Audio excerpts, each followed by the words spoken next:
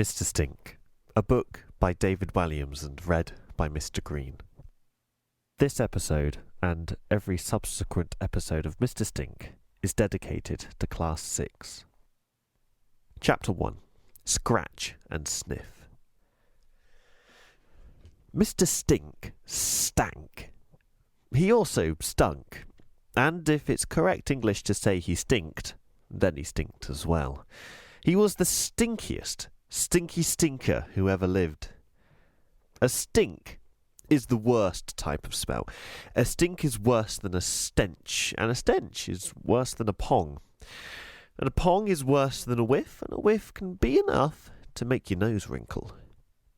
It wasn't Mr. Stink's fault that he stank. He was a tramp, after all. He didn't have a home, and so he never had the opportunity to have a proper wash, like you or me. After a while, the smell just got worse and worse. He's quite a snappy dresser in his bow tie and tweed jacket. But don't be fooled. The illustration doesn't do justice to the smell. This could be a scratch and sniff book, but the smell would be so bad you'd have to put the book in the bin, and then bury the bin very deep underground. That's his little black dog with him, the Duchess. The Duchess wasn't any particular breed of dog. She was just a dog. And she smelt too, but not as bad as Mr. Stink. Nothing in the world really smelt as bad as him. Except his beard. His beard was full of old bits of egg and sausage and cheese that had fallen out of his mouth years before. It had never, ever been shampooed, so it had its own special stink, even worse than his main one.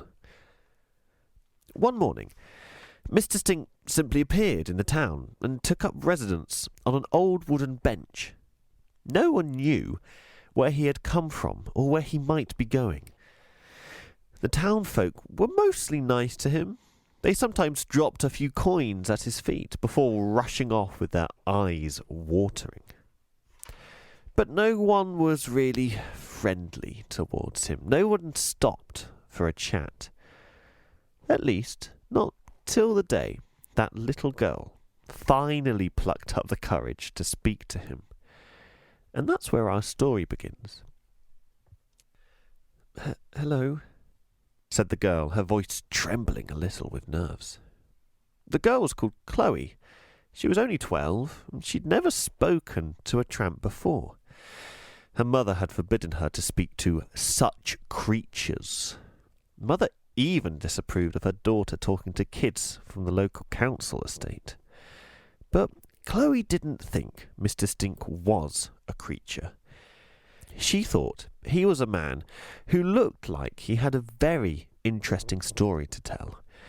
And if there's one thing Chloe loved, it was stories. Every day she would pass him and his dog in her parents' car on the way to her posh private school. Whether in sunshine or snow, he was always sitting on the same bench with his dog by his feet. As she luxuriated on the leather of the back seat with her poisonous little sister Annabel, Chloe would look out of the window at him and wonder. Millions of thoughts and questions would swim through her head. Who was he? Why did he live on the streets? Had he ever had a home? What did his dog eat? Did he have any friends or family? And if so, did they know he was homeless? Where did he go at Christmas? If you wanted to write him a letter, what address would you put on the envelope? The bench, you know, the one, round the corner from the bus stop. When was the last time he'd had a bath? And could his name really be Mr. Stink? Chloe was the kind of girl who loved being alone with her thoughts. Often she would sit on her bed and make up stories about Mr. Stink. Sitting on her own in her bedroom, she would come up with all kinds of fantastical tales. Maybe Mr. Stink was a heroic old sailor who'd won dozens of medals for bravery, but had found it impossible to adapt to life on dry land. Or Perhaps he was a world-famous opera singer who one night, upon hitting the top note in an aria at the Royal Opera House in London, lost his voice and could never sing again. Or maybe he was really a Russian secret agent who had put on an elaborate tramp disguise to spy on the people of the town. Chloe didn't know anything about Mr. Stink, but what she did know, on that day, when she stopped to talk for him for the first time, was that he looked like he needed the £5 note she was holding much more than she did. He seemed lonely, too. Not just alone, but lonely in his soul. That made Chloe sad. She knew full well what it was like to feel lonely.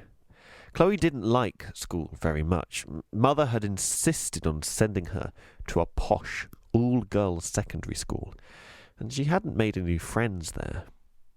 Chloe didn't like being at home much either. Wherever she was, she had the feeling that she didn't quite fit in.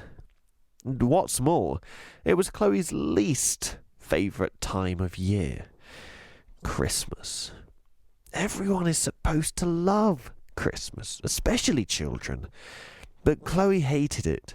She hated the tinsel, she hated the crackers, she hated the carols, she hated having to watch the Queen's speech, she hated the mince pies, she hated that it never really snowed like it's supposed to, she hated sitting down with her family to a long, long dinner, and most of all, she hated how she had to pretend to be happy just because it was December the 25th. "What can I do for you, young lady?" said Mr. Stink. His voice was unexpectedly posh. As no one had ever stopped to talk to him before, he stared slightly suspiciously at this plump little girl. Chloe was suddenly a bit frightened. Maybe it wasn't such a good idea to talk to the old tramp after all. She had been working up to this moment for weeks, months even.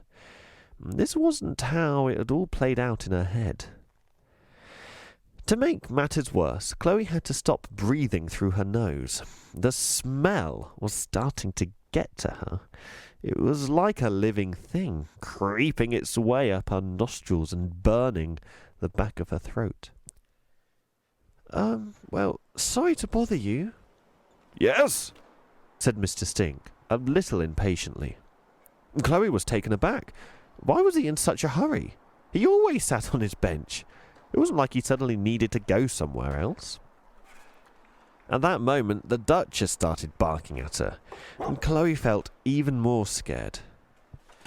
Sensing this, Mr. Stink pulled the Duchess's lead, which was really just a bit of old rope, to encourage her to be quiet. "Well," Chloe went on nervously, "my auntie sent me £5 to buy myself a Christmas present, but I don't really need anything, so I thought I'd give it to you." Mr. Stink smiled. Chloe smiled too. For a moment, it looked as if he was going to accept Chloe's offer. Then he looked down at the pavement. "Thank you," he said. "Unimaginable kindness, but I can't take it, sorry." Chloe was confused. "Why ever not?" she asked. "You are but a child. £5? It's too generous." I just thought... It's really kind of you, but I'm afraid I can't accept. Tell me, how old are you, young lady? 10? 12, said Chloe loudly. She was a little short for her age, but liked to think she was grown up in lots of other ways. "I'm 12. 13 on January the 9th. "Sorry, you're 12. Nearly 13. Go and buy yourself one of those new musical stereo discs. Don't worry about an old vagabond like me." He smiled. There was a real twinkle in his eyes when he smiled. "If it's not too rude," said Chloe, "can I ask you a question?" "Yeah, of course you can." "Well, I'd love to know, why do you live on a bench and not in a house like me?" Mr. Stink shuffled slightly and looked anxious. "It's a long story, my dear," he said. Maybe I'll tell you another day. Chloe was disappointed. She wasn't sure there would be another day. If her mother found out that she was even talking to this man, let alone offering him money, she would do a nut. Well, sorry for bothering you, said Chloe. Have a lovely day. As the words came out, she cringed. What a stupid thing to say. How could he possibly have a lovely day? He was a smelly old tramp. The sky was growing gloomy with black clouds. She took a few paces up the street, feeling embarrassed. What's that on your back, child? Called out Mr. Stink. What's what on my back? Asked Chloe, trying to look over her shoulder. She reached round and tore a piece of paper from her blazer and peered at it. Written on the piece of paper, in thick black letters, was a single word. Loser. Chloe felt her stomach twist with humiliation. Rosamond must have sellotaped it to her when she left school. Rosamond was the head girl of the cool gang. She was always bullying Chloe, picking on her for eating too many sweets, or for being poorer than the other girls at school, or for being the girl neither team ever wanted on their side in hockey matches. As Chloe had left the school today, Rosamond patted her on the back several times, saying, "Merry Christmas!" while all the other girls laughed, and now Chloe knew why. Mr. Stink rose creakily from his bench and took the paper from Chloe's hands. Can't believe I've been going round with that on my back all afternoon, said Chloe. Embarrassed to feel tears welling up, she looked away, blinking into the sunlight. What is it, child? Asked Mr. Stink kindly. Chloe sniffed. Well, she said, it's true, isn't it? I really am a loser. Mr. Stink bent down to look at her. No, he said authoritatively. You're not a loser. The real loser is the person who stuck this to you in the first place. Chloe tried to believe him, but couldn't quite. For as long as she could remember, she had felt like a loser. Maybe Rosamond and all the other girls in her gang were right. There's only one place for this, said Mr. Stink. He screwed up the piece of paper and, like a professional cricketer, expertly bowled it into the bin. Chloe clocked this, and her imagination instantly started whirring. Had he once been captain of the England cricket team? Mr. Stink brushed his hands together. Good riddance to bad rubbish, he said. Thanks, murmured Chloe. Not at all, said Mr. Stink. You mustn't let the bullies get you down. I'll try, said Chloe. Nice to meet you, Mr. She began. Everyone called him Mr. Stink, but she didn't know if he knew that. It felt rude to say it to his face. Stink, he said. They call me Mr. Stink. Oh, nice to meet you, Mr. Stink. I'm Chloe. Hello, Chloe, said Mr. Stink. You know, Mr. Stink, said Chloe, I still might go to the shops. Do you need anything, like a bar of soap or something? Thank you, my dear, he replied, but I have no use for soap. You see, I had a bath only last year. But I would love some sausages. I do adore a nice meaty sausage. I do hope you enjoyed this first chapter of Mr. Stink. The next few chapters are available on our YouTube channel, Mr. Green Reads, and keep an eye out on Spotify and Apple Music for future episodes there. See you next time.